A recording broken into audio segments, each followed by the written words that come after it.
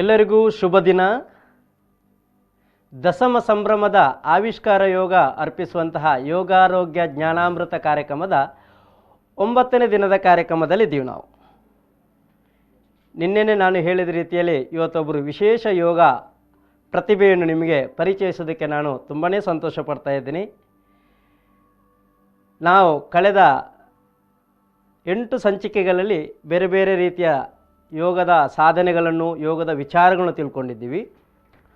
ಒಬ್ಬ ವ್ಯಕ್ತಿ ಯೋಗಾಸನವನ್ನೇ ಮಾಡಿಕೊಂಡು ಯಾವ ರೀತಿ ತನ್ನ ಪ್ರತಿಭೆಯ ಮುಖಾಂತರ ಒಂದು ಉನ್ನತವಾದ ಹಂತಕ್ಕೆ ತಲುಪುವುದು ಅನ್ನೋದಕ್ಕೆ ಇವತ್ತು ನಾವು ಪರಿಚಯಿಸುವಂತಹ ಅತಿಥಿ. ಆ ಅತಿಥಿ ಶ್ರೀ ಪ್ರಣೀಕ್ ಅವರು. ಪ್ರಣೀಕ್ ಅವರನ್ನು ಈ ಕಾರ್ಯಕ್ರಮಕ್ಕೆ ಹೃತ್ಪೂರ್ವಕವಾಗಿ ಸ್ವಾಗತಿಸ್ತಾ ಇದ್ದೀನಿ. ಮೊದಲನೇದಾಗಿ ಕಿರು ಪರಿಚಯವನ್ನು ಮಾಡ್ತೀನಿ ಪ್ರಣೀಕ್ ಅವರದು. ನಾನು ಮತ್ತೆ ಅವರದ ಬಾಯಿಂದಲೇ ನಾವು ಒಂದಷ್ಟು ಅವರ ಪ್ರಯಾಣವನ್ನು ತಿಳ್ಕೊಳ್ಳುವ.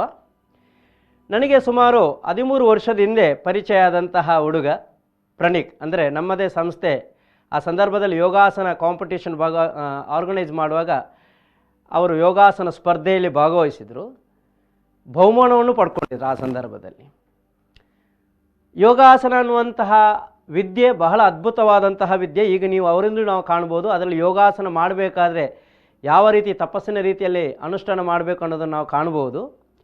ಪ್ರಣೀಕ್ ಅವರು ಗ್ರಾಮೀಣ ಪ್ರದೇಶದಿಂದ ಬಂದು ಸಾಮಾನ್ಯ ಶಿಕ್ಷಣ ವ್ಯವಸ್ಥೆಯಲ್ಲಿ ಶಿಕ್ಷಣವನ್ನು ಮಾಡ್ತಾ ಇರುವಾಗಲೇ ಯೋಗಾಭ್ಯಾಸವನ್ನು ಪೂರೈಸಿಕೊಂಡು ಯೋಗಾಭ್ಯಾಸದಲ್ಲಿ ಯೋಗಾಸನಗಳು ಸ್ಪರ್ಧೆಗಳು ಅನ್ನುವಂಥದ್ದು ಒಂದು ಭಾಗ.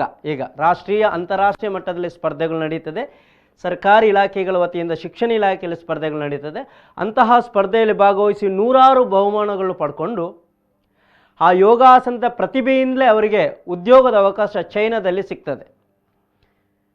ಚೈನಾಕ್ಕೆ ಹೋಗಬೇಕಾದ್ರೆ ಬಾಕಿಯವರಿಗೆಲ್ರಿಗೂ ಅದರದೇ ಆದಂಥ ಕ್ವಾಲಿಫಿಕೇಷನ್ ಬೇಕು. ಯಾವುದೇ ಒಂದು ವೃತ್ತಿಯನ್ನು ಮಾಡಬೇಕಾದ್ರೆ ಅದರ ಕ್ವಾಲಿಫಿಕೇಷನ್ ಬೇಕು. ಆದರೆ ಅವರ ಯೋಗಾಸನದ, ಯಾಕೆಂದರೆ ಚೈನೀಸ್ ಬಹಳ ಹೆಚ್ಚು ಗಮನ ಕೊಡುವುದು ಏನಂತ ಹೇಳಿದರೆ ಬಾಡಿ ಫ್ಲೆಕ್ಸಿಬಿಲಿಟಿಗೆ, ದೇಹವನ್ನು ಯಾವ ರೀತಿ ಫ್ಲೆಕ್ಸಿಬಲ್ ಮಾಡಿಟ್ಕೊಂಡು ಚೆನ್ನಾಗಿ ಆರೋಗ್ಯವಾಗಿರಬೇಕು ಅನ್ನೋದಕ್ಕೆ. ಆ ನಿಟ್ಟಿನಲ್ಲಿ ಅವರಿಗೆ ವಿಶೇಷವಾದ ಆಹ್ವಾನದ ಮೇರೆಗೆ ಚೈನಾದಲ್ಲಿ 1 ವರ್ಷ ಯೋಗ ತರಬೇತುದಾರರಾಗಿ ಕಾರ್ಯನಿರ್ವಹಿಸಿ, ಮತ್ತೊಂದು ವಿಶೇಷ ಆಹ್ವಾನದ ಮೇರೆಗೆ ದುಬೈಯಲ್ಲಿ ಯೋಗ ತರಬೇತಿಯನ್ನು ನೀಡಿರುವಂತಹ ಪ್ರತಿಭೆ. ಪ್ರಸ್ತುತ ಕೊರೋನಾದ ಕಾಲಘಟ್ಟದಲ್ಲಿ ಅವರು ಭಾರತಕ್ಕೆ ಬಂದು ಈಗ ಸಿಕ್ಕಾಕೊಂಡಿದ್ದಾರೆ. ಬಟ್ ಭಾರತದಲ್ಲಿ ಅವರ ಸೇವೆ ಸಿಗ್ತಾ ಇದೆ ಈಗಲೂ. ಯಾಕೆಂತ ಹೇಳಿದರೆ ಕರ್ನಾಟಕ ಸರ್ಕಾರದ ಆಯುಷ್ ಇಲಾಖೆಯ ವತಿಯಿಂದ ದಕ್ಷಿಣ ಕನ್ನಡದಲ್ಲಿ ಇರುವಂಥ ಆಯುಷ್ ಇಲಾಖೆಯ ಕಿನ್ನಿಗೋಳಿಯ ಮಣ್ಕುಂಜೆ ಅನ್ನುವಂಥ ಆಯುಷ್ ಹಾಸ್ಪಿಟಲಲ್ಲಿ ಈಗ ಅವರು ಯೋಗ ತರಬೇತಿಯನ್ನು ನೀಡ್ತಾ ಇದ್ದಾರೆ. ಇದೆಲ್ಲ ಯಾಕೆ ಹೇಳ್ತಾ ಇದ್ದೇನೆ ಅಂತೇಳಿದ್ರೆ, ಈ ರೀತಿಯ ವಿದೇಶಿ ಪ್ರಯಾಣದಲ್ಲಿ ವಿದೇಶಿಯರಿಗೆ ಯೋಗ ತರಬೇತಿ ಕೊಡುವಂಥ ಅವಕಾಶ ಸಿಕ್ಕಿದ್ದು ಅತಿ ಕಿರಿಯ ಪ್ರಾಯದಲ್ಲಿ, 22ನೇ ವರ್ಷದಲ್ಲಿ. ಅಂತಹ ಒಂದು ಸಾಧನೆ ಮಾಡಿದಂತಹ ಪ್ರತಿಭೆ ಅವರ ಇವತ್ತಿನ ಯೋಗಾಸನ ಪ್ರಾತ್ಯಕ್ಷತೆ ನೋಡುವ. ಯಾಕೆ ಅಂತ ಹೇಳಿದರೆ, ಈ ಕಾರ್ಯಕ್ರಮ ಮಾಡುವ ಉದ್ದೇಶ ಏನಂತ ಹೇಳಿದರೆ, ನಿಮ್ಮ ಮನೆಯಲ್ಲಿರುವಂತಹ ಮಕ್ಕಳಿಗೆ, ಯುವಕರಿಗೆ ಯೋಗಾಭ್ಯಾಸ ಮಾಡುವಂತಹ ಪ್ರೇರಣೆ ಕೊಡಿ. ಆ ಪ್ರೇರಣೆಯಿಂದ ಮಕ್ಕಳ ಪ್ರತಿಭೆಗಳು ವೇದಿಕೆಗೆ ಬರಲಿ. ಆ ವೇದಿಕೆಗೆ ಬಂದ ಪ್ರತಿಭೆಗಳು ಬೇರೆ ಬೇರೆ ರೂಪದಲ್ಲಿ ಸಹಾಯಕ್ಕೆ ಬರ್ತದೆ. ಬಹುಶಃ ನನ್ನ ವೃತ್ತಿ ಜೀವನದಲ್ಲಿ ನಾನು ಕಂಡುಕೊಂಡಿದ್ದೀನಿ. ಎಷ್ಟೋ ಸಾರಿ ನಾನು ನನ್ನ ಯೋಗ ತರಬೇತಿ ಪಡ್ಕೊಂಡಂಥ ಕಾಲೇಜು ವಿದ್ಯಾರ್ಥಿಗಳು ಈಗ ಅಪಾಯಿಂಟ್ಮೆಂಟ್ ತಗೊಳ್ಳುವಾಗಲೂ ಹೇಳ್ತಾ ಇದ್ರು ಅವರು. ನನಗೆ ನೆನಪಿದೆ, ನಾನು ಒಂದು ಉದಾಹರಣೆ ಕೊಟ್ಟು ಹೇಳ್ತೇನೆ. ನಾವು ಸೈಂಟ್ ಅಲೋಸಿಸ್ ಕಾಲೇಜಿನಲ್ಲಿ, ಈವ್ನಿಂಗ್ ಕಾಲೇಜಿನಲ್ಲಿ 2001ರಲ್ಲಿ ಯೋಗ ತರಬೇತಿ ಕೊಡುವಾಗ ಯೋಗ ತರಬೇತಿ ಪಡ್ಕೊಂಡಂತಹ ವಿದ್ಯಾರ್ಥಿಗಳು ಒಂದು ಸರ್ಟಿಫಿಕೇಟ್ ವರ್ಷ ಕೊಟ್ಟಿದ್ದರು ನಮ್ಮ ಯೋಗ ಸಂಘ ಸಂತ ಅಲೋಸಿಸ್ ಸಂಧ್ಯಾ ಕಾಲೇಜಿನಲ್ಲಿ. ಅದೇ ಕಾಲೇಜಿನಲ್ಲಿ ಒಬ್ಬರು ಕರ್ನಾಟಕ ಬ್ಯಾಂಕಿನ ಇಂಟರ್ವ್ಯೂಗೆ ಹೋಗ್ತಾರೆ. ಕರ್ನಾಟಕ ಬ್ಯಾಂಕಿನ ಇಂಟರ್ವ್ಯೂಗೆ ಹೋಗುವಾಗ ಅವರು ಹೇಳ್ತಾರೆ, ಅವರು ಬೇರೆ ಬೇರೆ ಸರ್ಟಿಫಿಕೇಟ್ ಕೊಡುವಾಗ ನಾನು ಯೋಗ ಸರ್ಟಿಫಿಕೇಟ್ ಸಹ ಮುಗಿಸಿದ್ದೀನಿ, ಯೋಗ ಕೋರ್ಸ್ ಮಾಡಿದ್ದೀನಿ ಅಂತ.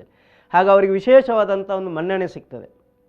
ಈಗ ಅವರು ಒಂದು ಬ್ರಾಂಚಿನ ಮ್ಯಾನೇಜರ್ ಆಗಿ ಕಾರ್ಯನಿರ್ವಹಿಸ್ತಾ ಇದ್ದಾರೆ ಅಂತ ಹಲವಾರು ನಿದರ್ಶನಗಳೇ. ಆ ರೀತಿಯಲ್ಲಿ ಯೋಗಾಭ್ಯಾಸ ಅನ್ನುವಂಥದ್ದು ನಮ್ಮ ಜೀವನದಲ್ಲಿ ಯಾವುದೇ ಸಂದರ್ಭದಲ್ಲಿ ವಿಶೇಷವಾದ ಸ್ಥಾನಮಾನ ಕೊಡ್ಬೋದು ಅಂತ ಹೇಳ್ತಾ ಮತ್ತೊಮ್ಮೆ ಪ್ರಣೀಕ್ ಅವರನ್ನು ಸ್ವಾಗತಿಸ್ತಾ, ನಾನು ಪ್ರಣೀಕ್ ಅವರ ಹತ್ರ 1-2 ನಿಮಿಷದ ಮಾತುಕತೆ ಮಾಡಿಕೊಂಡು ಮತ್ತೆ ಅವರ ಯೋಗ ಪ್ರಾತ್ಯಕ್ಷಿತೆ ನೋಡುವ. ಪ್ರಣೀಕ್ ಅವರೇ, ನಿಮ್ಮ ಯೋಗದ ಜರ್ನಿ ಹೇಗೆ ಪ್ರಾರಂಭ ಆಯಿತು? ಯಾರ ಗುರುಗಳಿಂದ ಯೋಗ ಕಲ್ತಿದ್ದೀರಿ ಅನ್ನುವಂಥದ್ದು ನಿಮ್ಮ ಮಾತಿನಲ್ಲಿ ನಮ್ಮೊಟ್ಟಿಗೆ ಹಂಚಿಕೊಳ್ಳಿ. ನಾನು ಫಸ್ಟಿಗೆ ಶುರು ಮಾಡಿದ್ದು, ನಾನು ನಮ್ಮ ಊರಿನಲ್ಲಿ ಯುಗಪುರುಷ ಸಭಾಭವನ ಅಂತ ಇದೆ, ಹೌದು, ಕಿನ್ನಿಗೋಳಿಯಲ್ಲಿ. ಹೌದು, ಅಲ್ಲಿ ಇರುವಾಗ ಅಲ್ಲಿ ವಾರಕ್ಕೆ 7 ದಿವಸಗಳ ನಾಟಕ ಸಪ್ತಾಹ ಅಂತ ಆಗುತ್ತೆ. Yes. ವಿಜಯ ಕಲಾವಿದರ ಕಿನ್ನಿಗೋಳಿ ಅವರದ್ದು. ಓಕೆ ಆ ನಾಟಕ ಸಂದರ್ಭದಲ್ಲಿ ನಾವೆಲ್ಲ ಊರಿನವರೆಲ್ಲ ಹೋಗ್ತಾ ಇದ್ವಿ ನಾಟಕ ನೋಡ್ಲಿಕ್ಕೆ. ನೋಡಿ. ಚಿಕ್ಕ ನಾನು ಒಂದು 6ನೇ ಕ್ಲಾಸ್ನ ಹುಡುಗ ಅವಾಗ. ಎಸ್ ಅಲ್ಲಿ 6ನೇ ಕ್ಲಾಸಲ್ಲಿ ಹೋಗುವಾಗ ಅಲ್ಲಿ ನಾಟಕ ಆಗ್ತಾ ಇತ್ತು. ನಾಟಕದ ಮಿಡ್ಲಲ್ಲಿ ಸಭಾ ಕಾರ್ಯಕ್ರಮಕ್ಕೆ ಬರುವಾಗ ಗೆಸ್ಟ್ ಬರಲಿಲ್ಲ ಅಂತ ಹೇಳಿ ಅದರ ಮೊದಲು ಯೋಗಾಸನ ಒಂದು ಪ್ರಾತ್ಯಕ್ಷಿತೆ ನಡೀತು. ಅಲ್ಲಿ ಒಬ್ರು ಸರ್ ಇದ್ರು. ನಮ್ಗೆ ಅವ್ರದ್ದು ಪರಿಚಯ ಇಲ್ಲ, ಅವರಿಗೆ ನಂದು ಪರಿಚಯ ಇಲ್ಲ. ಓಕೆ ಅವರದ್ದು ಪ್ರಾತ್ಯಕ್ಷಿತೆ ಆಯಿತು. ನಾನು ಎಣಿಸಿದೆ ತುಂಬಾ ಒಳ್ಳೆ ಮಾಡ್ತಾರೆ. ಶನಿವಾರ ಇದ್ದದ್ದು. ಸೋಮವಾರ ಅಲ್ಲಿ ಅವರದ್ದು ಕ್ಲಾಸ್ ಓಪನಿಂಗ್ ಆಗುತ್ತೆ, ಮಕ್ಕಳೆಲ್ಲ ಬರ್ಬೋದು, ಜಾಯಿನ್ ಆಗ್ಬೋದು. ಅವರ ಹೆಸರು ರಾಮಚಂದ್ರ ಏಳಿಂಜೆ. ರಾಮಚಂದ್ರ ಏಳಿಂಗೆ. ಎಸ್, ಅಂದ್ರೆ ಪ್ರಣೀಕ್ ಅವರ ಪ್ರಥಮ ಗುರು ರಾಮಚಂದ್ರ ಏಳಿಂಗೆ ಅವರು. ಎಸ್, ಅವರು ಮೂಲತಃ ಅವರು ಏಳಿಂಜೆ ಅವರು. ಅವರು ಕಿನ್ನಿಗೋಳಿಯಲ್ಲಿ ಅಂಗಡಿ ಮಾಡ್ಕೊಂಡಿದ್ದಾರೆ, ಇವಾಗ ಕೂಡ ಅಲ್ಲೇ ಇದ್ದಾರೆ. ಮೊದಲು ತುಂಬಾ ಒಳ್ಳೆ ಮಾಡ್ತಾ ಇದ್ರು ಅವರು, ತುಂಬಾ ಒಳ್ಳೆ ಅಂದ್ರೆ ತುಂಬಾ ಒಳ್ಳೆ ಇದ್ರು. ನನಗೆ ಕಲಿಸಿದ್ದು ಫಸ್ಟಿಗೆ ಅವರೇ. ಆನಂತರ ಅವರದ್ದು ಯೋಗಾಸನ ನೋಡಿ ನಾನು ಅಲ್ಲಿ ಹೋದೆ ಕ್ಲಾಸಿಗೆ. ಒಂದು ದಿವಸ ನಾನೊಬ್ನೇ ಇದ್ದೆ ಫಸ್ಟ್ ಡೇ. ಲಾಸ್ಟ್ಗೆ ಉಳ್ದದ್ದು ಕೂಡ ನಾನೊಬ್ನೇ ಅವರಲ್ಲಿ, ಯೋಗದಲ್ಲಿ ಉಳಿದವ ಲಾಸ್ಟ್ಗೂ ನಾನೊಬ್ನೇ. ಮತ್ತೆ ನನ್ನೊಟ್ಟಿಗೆ ಇನ್ನೊಬ್ಬರನ್ನ ಸೇರ್ಕೊಂಡು ನಾವು ಹೋದ್ವಿ ಮುಂದೆ. ಹಾಗೆ ಅಲ್ಲಿಂದ ನಮ್ದು ಜರ್ನಿ ಸ್ಟಾರ್ಟ್ ಆದದ್ದು ಯೋಗಾಸನ. ಅಂದರೆ ನಿಮಗೆ ಯೋಗದ ಗಟ್ಟಿತನ ಎಲ್ಲಿತ್ತು ಅಂದರೆ ಅಲ್ಲಿಯೇ ಕಾಣಿಸ್ತದೆ. ಯಾಕೆಂದರೆ ನಮ್ಮ ದೇಶದಲ್ಲಿ ಆರಂಭ ಶುರುವರು ಸುಮಾರು ಮಂದಿ ಇರ್ತಾರೆ. ಯೋಗ ಕಲಿಬೇಕು, ಯೋಗ ಮಾಡಬೇಕಂದ್ರೆ ಕ್ಯಾಂಪ್ ಶುರು ಮಾಡುವಾಗ 100 ಮಂದಿ ಇದ್ದರೆ ಕ್ಯಾಂಪ್ ಎಂಡ್ ಆಗುವಾಗ 10 ಮಂದಿ ಮಾತ್ರ ಇರುವಂಥದ್ದು. ಇದು ಪ್ರಣೀಕ್ ಅವರ ಲೈಫಲ್ಲಿ ಬಂದಿದ್ದು. ಬಟ್ ಅವರ ಗಟ್ಟಿತನ ಇದ್ದುದರಿಂದ ಮುಂದಕ್ಕೆ ನಿಮಗೆ ಅದಕ್ಕೆ ಯಾಕೆ ಪ್ರೇರಣೆ ಬಂತು? ಅದಕ್ಕೆ ನೆಕ್ಸ್ಟ್ ಯಾರಿಂದ ಯೋಗ? ಅಲ್ಲಿಂದ ನಾನು ಅಲ್ಲಿ ಕಾಂಪಿಟೇಷನ್ ಎಲ್ಲ ಆಯಿತು. ಅಲ್ಲಿ ನಾನು ಕ್ಲಾಸ್ ಎಲ್ಲ ಮಾಡ್ತಾ ಇದ್ದೆ. ಆನಂತರ ಮುಂದಕ್ಕೆ ನಾನು ಹೋಗುವಾಗ 8ನೇ ಕ್ಲಾಸಿಗೆ ಬಂದೆ. 7ನೇ ಕ್ಲಾಸಲ್ಲಿ ಶಾಲೆಯಲ್ಲೆಲ್ಲ ತುಂಬ ಸಪೋರ್ಟ್ ಮಾಡಿದರು ನನಗೆ. ಟೀಚರ್ಸ್ ಎಲ್ಲ ಫ್ರೀ ಇರುವಾಗ, ಕ್ಲಾಸ್ ಎಲ್ಲ ಮಾಡುವಾಗ ಫ್ರೀ ಇರುವಾಗ ನಾನು ಯೋಗಾಸನ ಮಾಡ್ತಾ ಇದ್ದೆ. ನಂತರ ನಾನು 8ನೇ ಕ್ಲಾಸಿಗೆ ಬರುವಾಗ ಕಾಂಪಿಟೇಷನ್ ಇದೆ ಅಂತ ಹೇಳಿದರು. ಅಷ್ಟರ ತನಕ ನನಗೆ ಈ ಕಾಂಪಿಟೇಷನ್ ಬಗ್ಗೆ ಏನು ಮಾಹಿತಿ ಇರಲಿಲ್ಲ. ನಾನೊಂದು 2 ಪುಸ್ತಕ ನೋಡ್ತಾ ಇದ್ದೆ ಅವರು ಸರ್ ಕೊಟ್ಟಂತ. ಆನಂತರ ಅಲ್ಲಿಂದ 8ನೇ ಕ್ಲಾಸಿಗೆ ಬರುವಾಗ 8ನೇ ಕ್ಲಾಸಿಗೆ ಒಂದು ಶಾಲೆಗೆ, ನಿಟ್ಟೆ ಶಾಲೆ ಇತ್ತು ಅಲ್ಲಿ ಕಿನ್ನಿಗೋಳಿ ಆಸ್ಪಾಸ್ನಲ್ಲಿ. ಅಲ್ಲಿ ಹೋದೆ ಕಾಂಪಿಟೇಷನ್ಗೆ. ಅಲ್ಲಿ ಫಸ್ಟ್ ರೌಂಡಲ್ಲಿ ಹೊರಗೆ ಬಿದ್ದೆ. ಅದರಲ್ಲಿ ಏನು ಮುಲಾಜಿಲ್ಲ, ಬಿದ್ದೆ. ಗೊತ್ತಿಲ್ಲ, ಏನು ಗೊತ್ತಿದ್ದನ್ನು ಮಾಡಿದೆ. ಅಲ್ಲಿ ಒಂದು ಹೇಳಿದ್ರು, ಗೊತ್ತಿದೆ ಆದ್ರೆ ಮಾಡೋದು ಸರಿ ಇಲ್ಲ ಕೆಲವು ಅಂತ ಹೇಳಿದ್ರು. ಹಿಂದೆ ಬಂದ ನಂತರ ನಾನು 1 ವರ್ಷ ಅದೇ ವರ್ಷದ ಎಂಡಲ್ಲಿ ಶಾರದಾ ಶಾಲೆಯಲ್ಲಿ ಮಂಗಳೂರಲ್ಲಿ ಆವಿಷ್ಕಾರ ಯೋಗ ನಿಮ್ಮದೇ ಸಂಸ್ಥೆಯಿಂದ ಒಂದು ಕಾಂಪಿಟೇಷನ್ ನಡೆಯಿತು. ಅಲ್ಲಿ ಬರುವಾಗ ನನಗೆ ಮಂಗಳೂರಿನ ಹೆಸರಾಂತ ಸರ್ ಶೇಖರ್ ಕಡ್ತಾಳ ಆಗಿರ್ಬೋದು, ಮತ್ತೆ ಅವರ ವಿದ್ಯಾರ್ಥಿಗಳು ಅವರೆಲ್ಲ ಪರಿಚಯ ಆದ್ರು. ಅವರನ್ನು ಹೋದ ಸಲ ನೋಡಿದ್ದೆ. ಅವಿನಾಶ್ ಪೂಜಾರಿ ಅವರೆಲ್ಲ ತುಂಬಾ ಒಳ್ಳೆ ಮಾಡ್ತಿದ್ರು. ಅವರನ್ನೆಲ್ಲ ಒಂದು ಇನ್ಸ್ಪೈರ್ ಆಗಿ ತಕೊಂಡಿದ್ದೆ ನಾನು. ನಿಶೀತಾ ಅಂತ ಎಲ್ಲ ಇದ್ರು, ತುಂಬಾ ಒಳ್ಳೆ ಮಾಡ್ತಾ ಇದ್ರು. ಅವರನ್ನೆಲ್ಲ ಮಾತಾಡುವಾಗ ಅವ್ರು ಹೇಳಿದ್ರು, ನಮ್ಮ ಹತ್ರ ಬನ್ನಿ ಅಂತ, ಶಾಲೆಗೆ ಬನ್ನಿ ಅಂತ. ಮತ್ತೆ ಶೇಖರ್ ಸರ್ ಹತ್ರ ಹೋಗಿ ನಾನು ಮಾತಾಡುವಾಗ ಅವ್ರು ಹೇಳಿದ್ರು, ಬನ್ನಿ ನೀವು. ನಾನು ಶನಿವಾರ ಇಲ್ಲಿಂದ ಕಿನ್ನಿಗೋಳಿಯಿಂದ ಶನಿವಾರ ಮಧ್ಯಾಹ್ನ ಮೇಲೆ ಶಾಲೆ ಆದ್ಮೇಲೆ ಅಲ್ಲಿ ಹೋಗುದು ಮಂಗಳೂರಿಗೆ ಕಲೀಲಿಕ್ಕೆ ಬಸ್ಸಲ್ಲಿ. ಅನಂತರ ರಾತ್ರಿ ಬರುದು ಅಥವಾ ಆಂಟಿ ಮನೆಯಲ್ಲಿ ಉಳ್ಕೊಳ್ಳೋದು. ಮತ್ತೆ ಭಾನುವಾರ ಪುನಃ ಅಲ್ಲಿ ಹೋಗುದು, ಸಂಜೆ ಬರುದು. ಹಾಗೆ ಮಾಡ್ತಾ ಇದ್ದೆ. ಕಲಿಯುವ ಅರ್ಜಿ ಖಂಡಿತವಾಗಿ ನೋಡಿ. ಶೇಖರ್ ಕಡ್ತಾಳ ಅನ್ನುವರ ಯೋಗ ಗುರುವಿನ ಹೆಸರು ಹೇಳಿದ್ದು. ಶೇಖರ್ ಕಡ್ತಾಳ ಅವರು ಸಾವಿರಾರು ಮಂದಿ ಯೋಗ ವಿದ್ಯಾರ್ಥಿಗಳನ್ನು ಕ್ರಿಯೇಟ್ ಮಾಡಿದಂಥ ಒಬ್ಬ ಯೋಗ ಗುರು. ನಮ್ಮ ಜಿಲ್ಲಾ ರಾಜ್ಯೋತ್ಸವ ಪ್ರಶಸ್ತಿಯನ್ನು ಪಡೆದವರು. ಯಾಕೆಂತೇಳಿ ಅವರ ವಿದ್ಯಾರ್ಥಿಗಳ ಯೋಗಾಸನ ಪ್ರದರ್ಶನ ಅಂತ ಹೇಳಿದರೆ ಅದು ಅದ್ಭುತ, ವಿಸ್ಮಯ ಮಾಡುವಂಥ ಯೋಗಾಸನ. ಅಂಥ ಗುರು ಸಿಕ್ಕಿದ್ರು. ಬಹುಶಃ ಅದಕ್ಕೆ ಒಂದು ದಾರಿ ನಾವು ಆಗುವಂತ ಹೇಳೋದಕ್ಕೆ ಸಂತೋಷ ಪಡ್ತೀವಿ. ಯಾಕೆಂತ ಹೇಳಿದರೆ ಆಗ ಇಂಟಗ್ರಲ್ ಯೋಗ ಸತ್ಸಂಗದಲ್ಲಿ ನಾವು ಯೋಗಾಸನ ಕಾಂಪಿಟೇಷನ್ ಆರ್ಗನೈಸ್ ಮಾಡಿದ್ದು ಖಂಡಿತವಾಗಿ. ಆದರೆ ನೋಡಿ, ಅವರು ಕಿನ್ನಿಗೋಳಿಯಿಂದ ವೀಕೆಂಡಿಗೆ ಬಂದು ಯೋಗಾಸನ ಕಾಂಪಿಟೇಷನ್ಗೆ ಭಾಗವಹಿಸಬೇಕು ಅನ್ನುವ ದೃಷ್ಟಿಯಿಂದ ಅಭ್ಯಾಸಕ್ಕೆ ಬಂದು ಆದಿತ್ಯವಾರ ಇಲ್ಲಿ ಮಂಗಳೂರಲ್ಲಿ ಉಳ್ಕೊಂಡು ಪುನಃ ಸೋಮವಾರ ಮನೆಗೆ ಹೋಗಿ ಸ್ಕೂಲಿಗೆ ಹೋಗಿ ಬರ್ತಾಯಿದ್ರು. ಕ್ರಮೇಣ ಅವರ ಪ್ರಯಾಣ ನಡೀತಾ ಇತ್ತು. ನನಗೆ ಗೊತ್ತಿದೆ, ಸುಮಾರು ವರ್ಷದಿಂದ ಶೇಖರ್ ಕಡ್ತಾಳ್ ಅವರೊಟ್ಟಿಗೆ ಬೇರೆ ಬೇರೆ ಕಾರ್ಯಕ್ರಮ ನಾನು ಅವರನ್ನು ನೋಡಿದ್ದೀನಿ. ಹಾಗಿರುವಾಗ ಇನ್ನೂ ಅವರ ಬಗ್ಗೆ ಅದರ ಬಗ್ಗೆ ಹೆಚ್ಚು ನಾವು ಮಾತನಾಡೋದು ಬೇಡ. ಈಗ ನೇರವಾಗಿ ನಾವು ಈಗ ಅವರದ್ದು ಕೆಲವೊಂದು ಆಸನಗಳು, ಅದ್ಭುತವಾದ ಯೋಗಾಸನಗಳು ಪ್ರದರ್ಶನ ನಿಮಗೆ ಕಾಣಲಿಕ್ಕೆ ಸಿಗ್ತದೆ. ಮತ್ತು ಅವರ ನಮ್ಮ ಡಿಸ್ಪ್ಲೇಯಲ್ಲಿ ಸಹ ಬರ್ತದೆ. ಯಾಕೆಂದರೆ ಇವತ್ತು ಹೆಚ್ಚು ಆಸನಗಳು ಮಾಡೋದಿಲ್ಲ, ಯಾಕೆಂದರೆ ಸಮಯದ ಕೊರತೆಯಿಂದಾಗಿ. ಈಗ ಅವರಿಂದ ಕೆಲವು ಯೋಗಾಸನಗಳ ಪ್ರಾತ್ಯಕ್ಷಿತೆಯನ್ನು ನೋಡುವ. ಎಸ್,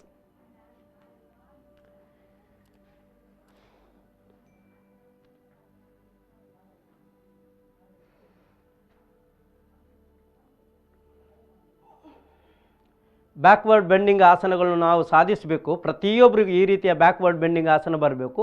ಈಗ ಅವರು ನೋಡಿ ಉಷ್ಟ್ರಾಸನದ ವಿನ್ಯಾಸದಲ್ಲಿದ್ದಾರೆ. ಅಲ್ಲಿಂದ ಕಪೋತಾಸನವನ್ನು ಮಾಡ್ತಾ ಇದ್ದಾರೆ. ಎಸ್, ಅದಕ್ಕೆ ಕೌಂಟರ್ ಆಸನವಾಗಿ ಶಶಂಕಾಸನ ಮತ್ತೆ ಮಾಡಬೇಕು.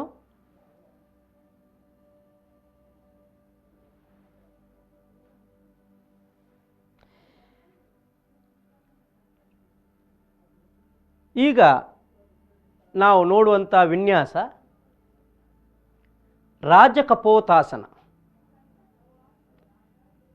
ರಾಜಕಪೋತಾಸನ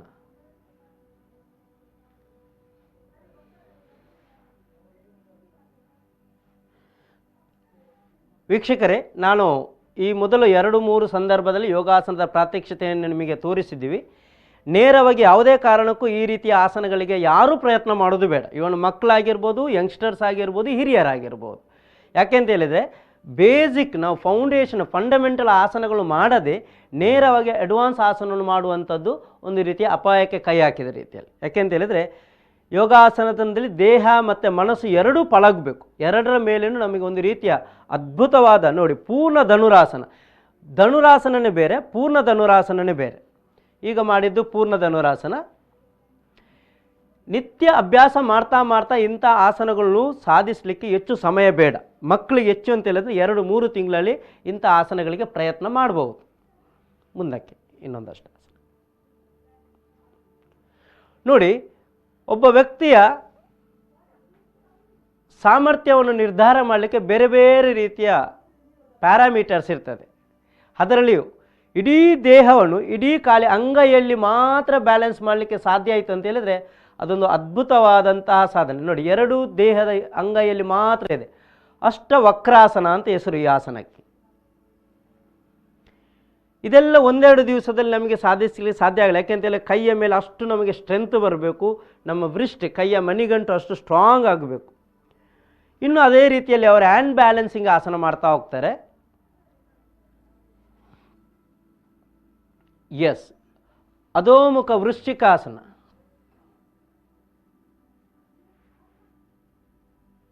ಇದು ಹ್ಯಾಂಡ್ ಬ್ಯಾಲೆನ್ಸಿಂಗ್. ಈ ವಿನ್ಯಾಸ ಮಾಡಬೇಕಾದ್ರೆ ಕನಿಷ್ಠ ಪಕ್ಷ 6 ತಿಂಗಳು ಅಭ್ಯಾಸ ಮಾಡಬೇಕು. ಆಗ ಮಾತ್ರ ಈ ವಿನ್ಯಾಸದ ಪ್ರಯತ್ನವನ್ನು ಮಾಡಲಿಕ್ಕೆ ಸಾಧ್ಯ ಆಗುತ್ತೆ. ಎಸ್, ಇನ್ನೂ ಒಂದಷ್ಟು ಯೋಗಾಸನಗಳು ನೋಡುವ ಅವರ ಒಟ್ಟಿಗೆ. ಅದರ ಮಧ್ಯದಲ್ಲಿ ನಾನು ಅವರ ಹತ್ರ ಕೇಳಬೇಕಾದಂಥ ಒಂದು ಪ್ರಶ್ನೆ ಏನಂತ ಹೇಳಿದರೆ, ಯೋಗಾಸನ ಸ್ಪರ್ಧೆಗಳು ಮತ್ತು ಯೋಗಾಸನ ಪ್ರದರ್ಶನಗಳು ಇದು ನಿಮ್ಮ ಜೀವನದಲ್ಲಿ ಎಷ್ಟು ಮಹತ್ವದ ಪಾತ್ರ ವಹಿಸಿತ್ತು? ಸ್ಪರ್ಧೆ,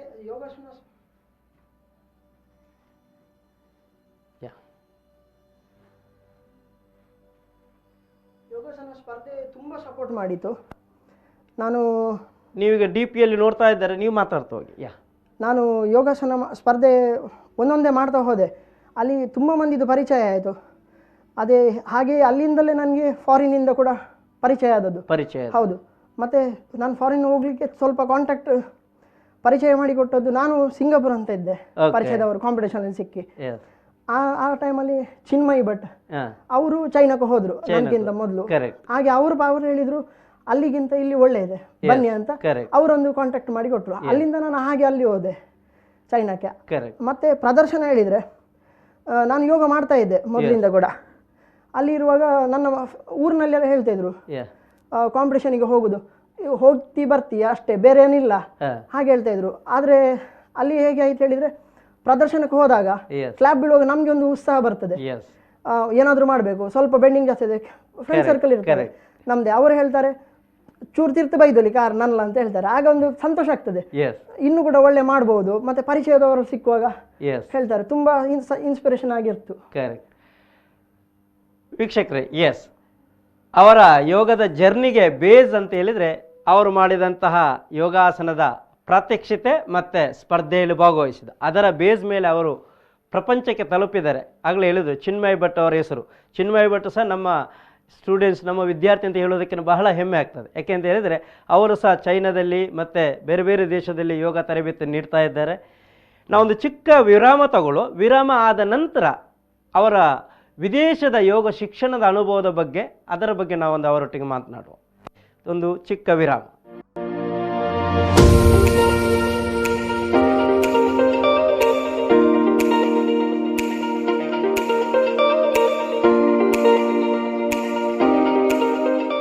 ವೀಕ್ಷಕರೇ, ಪ್ರಣೀಕ್ ಅವರೊಟ್ಟಿಗೆ ಇನ್ನೊಂದೆರಡು ವಿಷಯಗಳನ್ನು ನಾವು ವಿಮರ್ಶೆ ಮಾಡೋದರೊಟ್ಟಿಗೆ ಇನ್ನೊಂದಷ್ಟು ಯೋಗಾಸನಗಳನ್ನ ಅವರಿಂದ ಗಮನಿಸುವ. ನಿಮ್ಮ ಯೋಗಾಸನ ಜೀವನದಲ್ಲಿ ಆರ್ಥಿಕವಾಗಿ ತುಂಬಾ ಅಗತ್ಯತೆ. ಯಾಕೆಂತ ಹೇಳಿದರೆ ದೇಶ ವಿದೇಶದಲ್ಲಿ ಕಾಂಪಿಟೇಷನ್ ಭಾಗವಹಿಸಬೇಕು. ಅಂಥ ಸಂದರ್ಭದಲ್ಲಿ ನಿಮಗೆ ಹೇಗೆ ಆರ್ಥಿಕ ಸಹಾಯ ಬಂತು?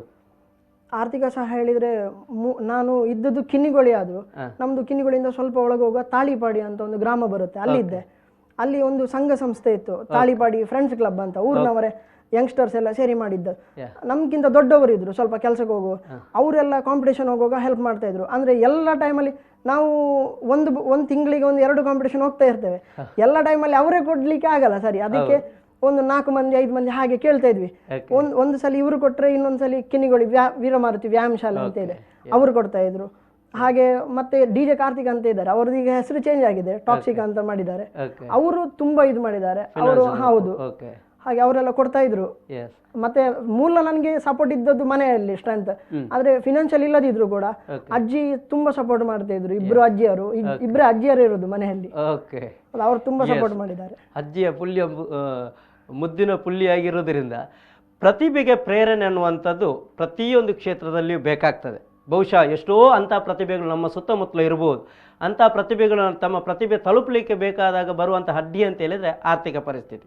ಬಹುಶಃ ಇವರಿಗೆ ಸಿಕ್ಕಿದಾಗೆ ಸಂಘ ಸಂಸ್ಥೆಗಳು, ನಮ್ಮ ಸುತ್ತಮುತ್ತಲಿರುವ ಸಂಘ ಸಂಸ್ಥೆಗಳು ಅಂಥ ಪ್ರತಿಭೆಗಳನ್ನು ಪ್ರೋತ್ಸಾಹ ಮಾಡಲಿ ಅಂತ ಹೇಳುತ್ತಾ, ಈಗ ನಾನು ನಿಮ್ಮ ಹತ್ರ ಕೇಳುವಂಥ ಇನ್ನೊಂದು ಪ್ರಶ್ನೆ ಏನಂತ ಹೇಳಿದರೆ, ವಿದೇಶ 2 ದೇಶದಲ್ಲಿ ನೀವು ಯೋಗ ತರಬೇತಿ ನೀಡೋದ ಅನುಭವ ಇದೆ ನಿಮಗೆ, ಅದು ಚೈನಾ ಮತ್ತು ದುಬೈಯಲ್ಲಿ. ಎಸ್, ಚೈನಾ ಮತ್ತು ದುಬೈಯಲ್ಲಿ ನಿಮ್ಮ ಯೋಗ ತರಬೇತಿ ಮತ್ತು ಅಲ್ಲಿಯ ಜನರ ಪ್ರತಿಕ್ರಿಯೆ ಹೇಗಿತ್ತು ನಿಮ್ಮ ಟ್ರೈನಿಂಗಿಗೆ? ಪ್ರತಿಕ್ರಿಯೆ ತುಂಬ ಒಳ್ಳೆ ಇತ್ತು ಸರ್, ತುಂಬ ಒಳ್ಳೆ ರೆಸ್ಪಾನ್ಸ್ ಮಾಡ್ತಾರೆ. ಅವರು ವಿದೇಶಕ್ಕೆ ಹೋದ ತಕ್ಷಣ ಇಲ್ಲಿ ನಮಗೆ ಸರ್ ಯೋಗ ಟೀಚರ್ ಅಂತ ಹೇಳಿದರೆ ರೆಸ್ಪೆಕ್ಟ್ ಕೊಡದೇ ಇರಬಹುದು, ಅಷ್ಟೊಂದು ರೆಸ್ಪೆಕ್ಟ್ ಇಲ್ಲ. ಫಾರಿನ್ ಕಂಟ್ರಿಗೆ ಹೋದ ತಕ್ಷಣ ಇಂಡಿಯಾದಿಂದ ಬಂದಿದ್ದಾರೆ ಯೋಗ ಟೀಚರ್ ಅಂತ ಹೇಳಿದರೆ ಅವರು ನಮ್ಮನ್ನು ನೋಡುವ ಸ್ಟೈಲೇ ಚೇಂಜ್ ಆಗುತ್ತೆ. ತುಂಬ ರೆಸ್ಪೆಕ್ಟ್ ಕೊಡ್ತಾರೆ, ನಮ್ಮನ್ನು ಗೌರವಿಸ್ತಾರೆ, ಕುತ್ಕೊಳಿಸ್ತಾರೆ. ಮತ್ತು ಅವರು ನಾವು ಹೇಳೋದು ಎಲ್ಲ ಕೇಳ್ತಾರೆ. ಅಂದರೆ ಯೋಗ ಮಾಡುವಾಗ ಪೋಸ್ಟರ್ಸ್ ಎಲ್ಲ ಸರಿ ಇಲ್ಲ, ಇಲ್ಲಿ ಸ್ವಲ್ಪ ನಾವು ಏನಾದರೂ ಹೇಳಿದರೆ ಅವರು ನಮಗೆ ಗೊತ್ತುಂಟು ಅಂತ ಹೇಳ್ತಾರೆ. ಆಗ ನಾವೇನು ಹೇಳಲಿಕ್ಕೆ ಆಗಲ್ಲ, ಅಕ್ಸೆಪ್ಟ್ ಮಾಡ್ಕೊಳ್ಬೇಕು. ಹೌದು, ಅವರಿಗೆ ಸಹ ಸ್ವಲ್ಪ ಮಿಸ್ಟೇಕ್ ಇದ್ರೆ ಏನಾಗಲ್ಲ ಅಂತ ಸುಮ್ಮನೆ ಇರಬೇಕು. ಅಲ್ಲಿ ಹಾಗೆಲ್ಲ ಎಲ್ಲ ಕೇಳ್ತಾರೆ, ತುಂಬ ರೆಸ್ಪೆಕ್ಟ್ ಕೊಡ್ತಾರೆ. ಮತ್ತು ಅವರು ಕಲಿಯುವ ಅವ್ರದ್ದು ಸ್ಟೈಲ್ ತುಂಬ ಒಳ್ಳೆ. ಅವರು ಚಿಕ್ಕವರಿಂದ, ನಾವು ಚಿಕ್ಕ ಅಂತ ಹೇಳಿ ಅವರು ನಮ್ಮನ್ನು ನೆಗ್ಲೆಕ್ಟ್ ಮಾಡೋದಿಲ್ಲ. ಅವರು 70 ವರ್ಷದ ಅಜ್ಜಿ ಕೂಡ ಬಂದು ನಮ್ಮ ಹತ್ರ ಕಲಿತಾರೆ. ಗೊತ್ತಿದ್ರು ಕೂಡ ಟೀಚರ್, ಅಲ್ಲಿ ಕೆಲವರು ಟೀಚರ್ ಇದ್ರು ನಮ್ಮ ಜಿಮ್ಮಲ್ಲಿ ಚೈನಾದಲ್ಲಿರುವಾಗ ಯೋಗ ಸೆಂಟ್ರಲ್ಲಿ. ಅವರು ಕೂಡ ಟೀಚರ್ಸ್ ಕೂಡ ನನ್ನ ಕ್ಲಾಸಿಗೆ ಬರ್ತಾ ಇದ್ರು, ನಾನು ಕೂಡ ಅವರು ಅಟೆಂಡ್ ಆಗ್ತಿದ್ದೆ. ನನಗೆ ಕೂಡ ಕಲೀಲಿಕ್ಕೆ ನಾನು ಮಾಡೋದಿಲ್ಲ ನಾವು ಹಾಗೆ ಅಂತ ಹೇಳಿ ಒಬ್ಬೊಬ್ಬ ಎಲ್ಲರಿಂದ ಕಲೀಲಿಕ್ಕೆ ಸಿಗ್ತದೆ ನಮಗೆ ಕೂಡ. ಹಾಗೆ ನಾವು ಕೂಡ ಹಾಗೇನೆ ಇರಬೇಕು, ಬದಲಾವಣೆ ಮಾಡಬಾರ್ದು. ಎಸ್, ಹೌದು. ಯಾಕೆಂತ ಹೇಳಿದರೆ ಕಲಿಕೆ ಅನ್ನುವಂಥದ್ದು ಗುರುವಿನ ಮುಖಾಂತರ ಕಲಿಯುವಾಗ ಈ ರೀತಿಯ ಒಂದು ಅನುಭವ ಪ್ರತಿಯೊಬ್ಬರ ಹತ್ರನೂ ಇದ್ದರೆ ಮಾತ್ರ ಸಾಧ್ಯ ಆಗ್ತದೆ. ಖಂಡಿತವಾಗಿಯೂ ನಮ್ಮಲ್ಲಿ ಎಷ್ಟೋ ಮಂದಿಗೆ ಒಂದು 10 ಯೋಗಾಸನ ಮಾಡಲಿಕ್ಕೆ ಗೊತ್ತಿದ್ರೂ ಸಾಕು, ನಾನು ದೊಡ್ಡ ಯೋಗ ಗುರು ಅನ್ನುವಂಥ ರೀತಿಯಲ್ಲಿ ಬಿಹೇವ್ ಮಾಡುವವರು ಎಷ್ಟೋ ಮಂದಿ ನಾನು ಸಹ ಗಮನಿಸಿದ್ದೀನಿ. ನನ್ನ ಜೀವನದಲ್ಲಿ ಸಹ ಅಂಥ ಸುಮಾರು ಮಂದಿ ನಮ್ಮ ಕಣ್ಣ ಮುಂದೆ ಬಂದಿರ್ತಾರೆ. ಆದರೆ ಕಲಿಯುವುದು ಹಾಗೆಲ್ಲ ಅನ್ನೋದಕ್ಕೆ ಅವರು ಒಂದು ಹೇಳಿದಂಥ ಮಾತು. ದುಬೈಯಲ್ಲಿ ಯಾವ ರೀತಿಯ ನಿಮಗೆ ಅವಕಾಶ? ದುಬೈಯಲ್ಲಿ ನನ್ನ ಮನೆ ಹತ್ರ ಒಬ್ರು ಇದ್ದು, ಮ್ಯಾಂಗ್ಳೂರ್ ಯೂನಿವರ್ಸಿಟಿಯಲ್ಲಿ ಕಲ್ತವ್ರೆ. ಅವ್ರದ್ದು ಕ್ಲಾಸ್ ಇದೆ ಆಲ್ರೆಡಿ. ಹಾಗೆ ಅವರು ಊರಿಗೆ ಬರ್ತಾರೆ ಅಂತ ಹೇಳಿದ್ರು. ಅದಕ್ಕೆ ನಾನು ಬರ್ತೇನೆ, ನನಗೆ ಕೂಡ ಹೋಗ್ಬೇಕಂತಿತ್ತು. ಒಮ್ಮೆ ನಾನು ಹೋಗ್ಲಿಕ್ಕಿದ್ದದ್ದು ಫಸ್ಟಿಗೆ ಜಾಬ್ ಹುಡ್ಕೊಂಡು, ಚೈನಾದಿಂದ ಬಂದಿದ್ದೆ, ಅಲ್ಲಿ ಲಾಕ್ಡೌನ್ ಇತ್ತು. ಹಾಗೆ ನಾನು ದುಬೈಗೆ ಹೋಗೋಣ ಅಂತ ಇದ್ದೆ. ಆದರೆ ಅವ್ರು ಹೇಳಿದ್ರು, ಬೇಡ ನನ್ನ ಕ್ಲಾಸಿಗೆ ಬಾ, ನೀನು ನನ್ನದು ಕ್ಲಾಸ್ ಮಾಡ್ಕೋ, ನಾನು ಊರಿಗೆ ಬಂದು ಮತ್ತೆ ಬರುವಾಗ ನೀನು ಹಿಂದೆ ಬಾ ಅಂತ ಹೇಳಿದರು. ಆದರೆ ಅಲ್ಲಿ ಹೋಗುವಾಗ ಅಲ್ಲಿ ಅವರಿದ್ರು, ಅಲ್ಲಿ ಅವರಿಗೆ ಹಿಂದೆ ಬರ್ಲಿಕ್ಕೆ ಆಗಲಿಲ್ಲ. ನಾನು ಅವ್ರದ್ದೊಂದು 3-4 ದಿವಸ ತಗೊಂಡು ಕ್ಲಾಸ್ ಮತ್ತೆ ಅಲ್ಲಿ ಹುಡುಕ್ತಾ ಇದ್ದೆ. ಜಾಬ್ ಆಯಿತು. ಆದರೆ ಜಾಬ್ ಆಗುವಾಗ ನನಗೆ ಚೈನಾದಿಂದ ಕೂಡ ಅಲ್ಲಿ ಲಾಕ್ಡೌನ್ ಎಲ್ಲ ಸರಿಯಾಗಿ ಒಂದು ಒಳ್ಳೆ ಆಫರ್ ಬಂತು. ಆದರೆ ಮತ್ತೆ ಹಿಂದೆ ಬರುವಾಗ ಭಾರತಕ್ಕೆ ಬಂದು ಡಾಕ್ಯುಮೆಂಟ್ ಎಲ್ಲ ಅಪ್ಲೈ ಆಗುವಾಗ ಅಲ್ಲಿ ಪುನಃ ಲಾಕ್ಡೌನ್ ಆಯಿತು.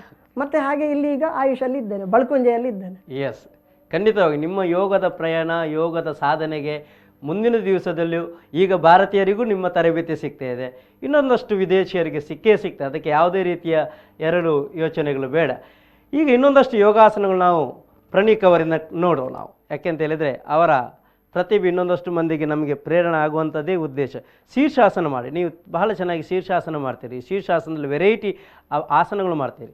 ಯೋಗಾಸನದಲ್ಲಿ ಶೀರ್ಷಾಸನ ಅನ್ನುವಂಥದ್ದು ಒಂದು ಕಿಂಗ್ ಇದ್ದಾಗೆ, ರಾಜ ಇದ್ದಾಗೆ. ಅದನ್ನು ಯಾರು ಸಾಧಿಸ್ತಾರೋ ಅಂಥವರಿಗೆ ಭವಿಷ್ಯತ್ತಿನಲ್ಲಿ ನಾವು ಮೊನ್ನೆ ನೋಡಿದ್ದೀವಿ, 70ನೇ ವರ್ಷದಲ್ಲಿಯೂ ಶೀರ್ಷಾಸನ ಮಾಡಿದೆ, ಇವರಿಗೆ 24 ವರ್ಷದಲ್ಲೂ ಶೀರ್ಷಾಸನ ಮಾಡ್ತಾರೆ. ಇದೇ ಅಭ್ಯಾಸ ಡೆಫಿನೆಟಾಗಿ ಅವರು 100 ವರ್ಷದಲ್ಲೂ ಮಾಡ್ತಾರೆ.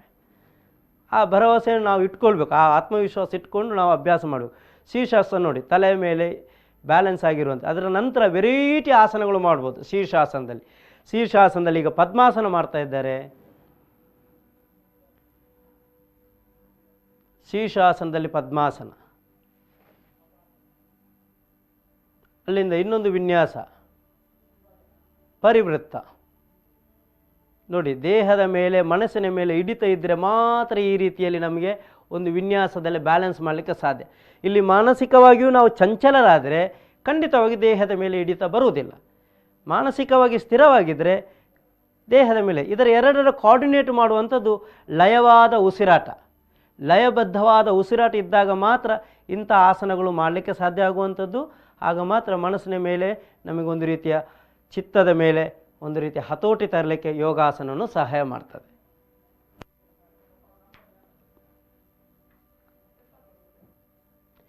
ಮುಂದಕ್ಕೆ ಇನ್ನೊಂದಷ್ಟು ಯೋಗಾಸನಗಳು ನೆನಪಿಟ್ಕೊಳ್ಳಿ. ನಾನು ಮತ್ತೊಮ್ಮೆ ಹೇಳ್ತಾ ಇದ್ದೀನಿ, ಯಾವುದೇ ಕಾರಣಕ್ಕೂ ಅಡ್ವಾನ್ಸ್ ಯೋಗಾಸನಗಳು ಯಾವುದೇ ಗುರುವಿನ ಮಾರ್ಗದರ್ಶನ ಇಲ್ಲದೆ ಮಾಡಲಿಕ್ಕೇ ಇಲ್ಲ. ಅದು ಖಂಡಿತವಾಗಿಯೂ ನಾವು ಅಪಾಯಕ್ಕೆ ದಾರಿ ಮಾಡಿಕೊಟ್ಟ ಹಾಗೆ. ಈಗ ನೋಡುವಂಥ ಆಸನ ಬಕಾಸನ. ಅವರೇ ಮಾತಿನಲ್ಲಿ ಹೇಳಿದಾಗೆ ವೃತ್ತಿಗೆ ತೊಡಗಿಸಿಕೊಂಡ ನಂತರ ಸ್ವಲ್ಪ ಅಭ್ಯಾಸಗಳು ಕಮ್ಮಿ ಆದರೆ ಮೊದಲ ರೀತಿಯ ಆ ಪರ್ಫಾರ್ಮೆನ್ಸ್ಗೆ ಇನ್ನೊಂದಷ್ಟು ಸಮಯದ ಅಭ್ಯಾಸ ಬೇಕೇ ಬೇಕು. ಈಗ ಅವರು ಪೂರ್ತಿ ವೃತ್ತಿಯಲ್ಲಿ ಸ್ವಲ್ಪ ಎಂಗೇಜ್ ಇದ್ದಾರೆ ಬೇರೆ ಬೇರೆ ಸಂದರ್ಭದಲ್ಲಿ. ಆಗಿರುವಾಗ ಇನ್ನೂ ಅದ್ಭುತವಾದಂಥ ಯೋಗಾಸನಗಳು ಅವರಿಂದ ಮುಂದಿನ ದಿವಸದಲ್ಲಿ ನಾವು ನೋಡುವ. ಈಗ ನೀವು ಕಾಣುವಂಥ ಒಂದು ಆಸನ ಅಧೋಮುಖ ವೃಶ್ಚಿಕಾಸನ.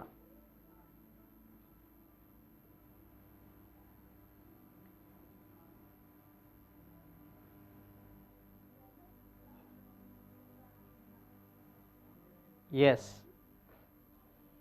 ನನಗೆ ಮಾಡಲಿಕ್ಕೆ ಆಗೋದಿಲ್ಲ, ಖಂಡಿತವಾಗಿ ನಾನು ಒಪ್ಪಿಕೊಳ್ಬೇಕಾದಂಥ ವಿಚಾರ. ಆದರೆ ಇದನ್ನು ಸಹ ಸಾಧಿಸಲಿಕ್ಕೆ ಸಾಧ್ಯ ಆಗ್ತದೆ. ಹಾಗಂತೇಳಿ ಒಂದಷ್ಟು ಯೋಗಾಸನಗಳು ಕೆಲವು ಬಾಡಿ ನೇಚರಿಗೆ ಒಪ್ಪದೇ ಇರ್ಬೋದು, ಅವರು ಎಷ್ಟು ಪ್ರಯತ್ನ ಮಾಡೋದು ಆಗದೇ ಇರ್ಬೋದು. ಆದರೆ ಇಂಥ ಆಸನಗಳು ಮಾಡಬೇಕಾದ್ರೆ ದೀರ್ಘಕಾಲದ ಅಭ್ಯಾಸ ಬೇಕು, ತುಂಬ ಡೆಡಿಕೇಶನ್ ಬೇಕು. ಅವರು ಆಗ ಹೇಳ್ತಾ ಇದ್ರು ಮಾತನಾಡ್ತಿರುವಾಗ, ನಾನು ಯಾವ ರೀತಿ ಒಂದು ದಿವಸ ಒಂದು ಸಂದರ್ಭದಲ್ಲಿ ನನಗೆ ಯೋಗ ಕಲಿಬೇಕಂತ ಅನಿಸಿತೋ ಆ ದಿವಸ ಹುಡುಕಿಕೊಂಡು ಹೋದ ನಂತರ ಹೇಗೆ ನಾನು ಮುಂದಿನ ದಿವಸದಲ್ಲಿ ನನ್ನ ಭಾಗವಾಗಿ ರೂಪಿಸಿಕೊಂಡೆ ಅನ್ನುವಂಥದ್ದನ್ನು ಅವರು ಹೇಳಿದಾಗೆ ನನಗೂ ಸಹ ನೆನಪಿದೆ. ನಾನು 1997ರಲ್ಲಿ ಯೋಗಾಭ್ಯಾಸ ಮಾಡುವಾಗ ನಮ್ಮ ಗುರುಗಳು ಶ್ರೀಪತಿರಾವ್ ಸರ್ ಅವರು ಕಲಿಸಿಕೊಡುವಾಗ 10-20 ಮಂದಿ ಮಕ್ಕಳಿದ್ದರು. ಅದರಲ್ಲಿ ವೃತ್ತಿಯಾಗಿ ಬಂದದ್ದು, ವೃತ್ತಿಯಾಗಿ ತೊಡಗಿಸ್ಕೊಳ್ಳಿಕ್ಕೆ ಸಹ ಅವಕಾಶ ಸಿಕ್ಕಿದ್ದು ನನಗೆ ಮಾತ್ರ. ಎಸ್, ಒಂದು ಕೊನೆಯ ವಿನ್ಯಾಸ.